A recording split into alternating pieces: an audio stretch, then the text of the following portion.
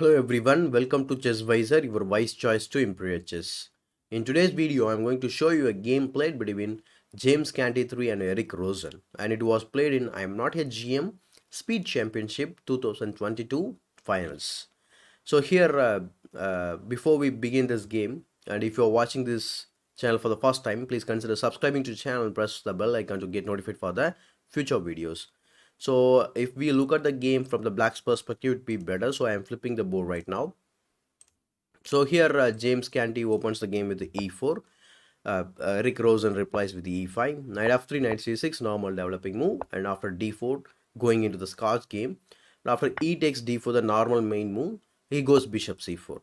And trying to play the Scotch gambit now. So knight f6 and now e5. After e5, you have to play knight e4. C3, if you take here, you are already lost because of this queen d5 idea.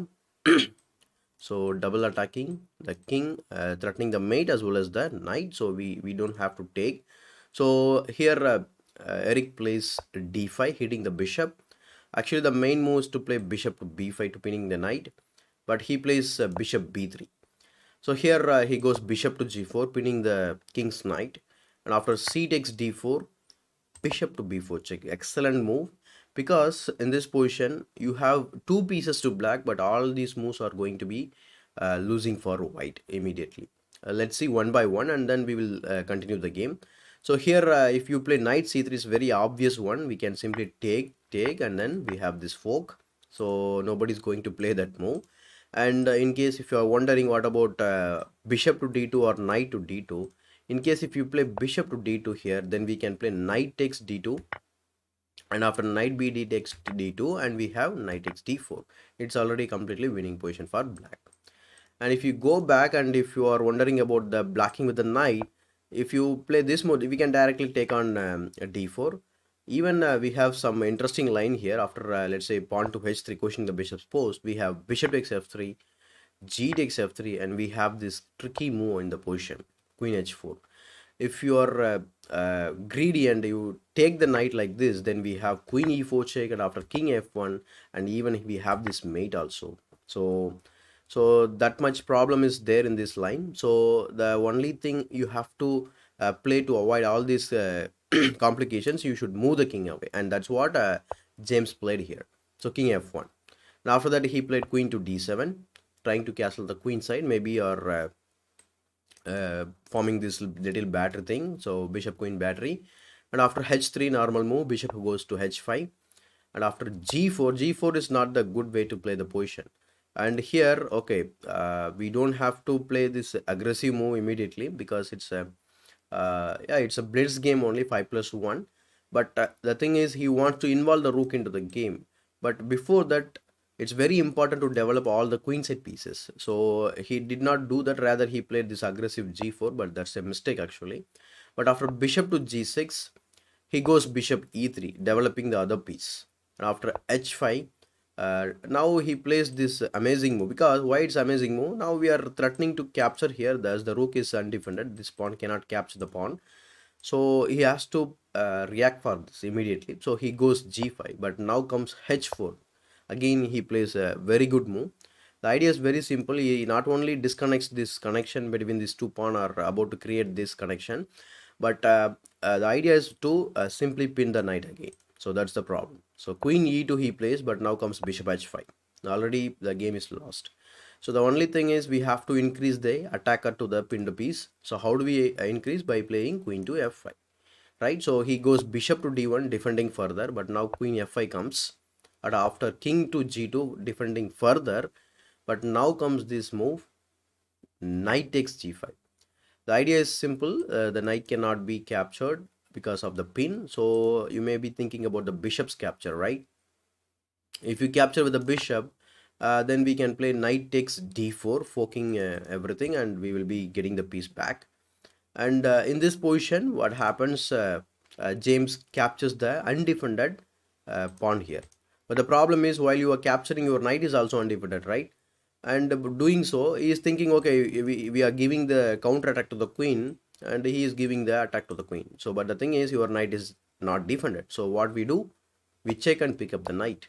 So after f3, Eric picks the knight, and after queen to b5, trying to create some counter attack on the queen side, but still is ignoring the development of the queen side. So bishop takes f3, sacrificial idea. The idea is very simple. If you move the king instead of capturing the bishop, you are getting checkmated in two moves. Queen g3 check, and after king f1, it's a queen to g2 is a simple checkmate. So after bishop takes f3 check, he took with the bishop, and here he sacrifices another piece. So knight takes f3. Again, your king cannot capture this knight. If you capture like this, then you are actually getting checkmated with this line. So queen e4 check first, and after king f2, queen h1, queen takes h1, and after queen takes b7, the greedy capture, and now we are actually getting checkmated in the 7 moves. So queen h2 check, king f1, queen takes h3 check, all are forcing moves. King f2, queen f5 check, king g1, queen g4 check, king f2, rook h2 check, and after king f1 we have queen to d1 checkmate. So we have multiple checkmate, but queen to d1 is another checkmate. So let's go back and understand the game's idea. So in this position, after knight takes f3, instead of taking on b7 or taking the knight, James plays queen takes d5. So because he stops immediately this maybe the discovery idea, but here comes knight e1 check.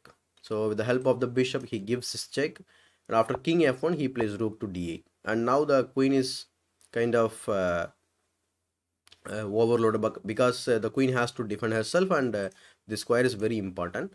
So he plays queen b3 now, but now comes queen e4, attacking the undefended rook in the corner. Now comes rook h2, but after that he plays knight to f3, attacking again the same rook, and now rook f2, but now he plays rook takes h3, threatening some mating idea, but actually you cannot defend the mate now. Okay, it's a reading mate in 6 moves. So uh, instead of trying to defend, he plays or he develops the knight in this 26th move. It's very hard. So rook h1 check. Now the only move is to move the king away. So king to g2, and after this we have this nasty discovery. So knight takes d2 check, and we don't have to take the queen also, because you are getting checkmated in the next few moves. So in this position, after 27th move, this after this discovery, James Canty resigns the game. So here if you continue the game like this, then we have queen say for example king g3, and we have queen h4 check. After king g2, we have queen h2 checkmate.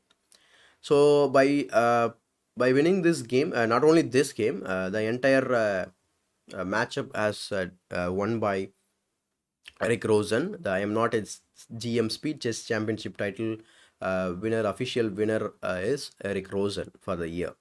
So he played so many strong IMs along his way. Say for example, in the first round, he played Tanya Sachdev, and in the second round, he played Levi Rosman or the Gotham Chess. And in the next round, he played Daniel Wrench, and in the finals, he played James Canty 3. So in the final round, they played as usual the 75 minutes with 5+1 games, and 45 minutes of 3+1 games, and 25 minutes of 1+1 games. So out of this, he gained 12 points, and James Canty gains only 9 points. So Eric Rosen is the final winner. If you like this video, please give it a thumbs up, and in case if you're not subscribed to the channel yet, please consider subscribing to the channel and press the bell icon. And thank you so much for watching this video till the end. And as usual, this is Chess Wiser, your wise choice to improve your chess.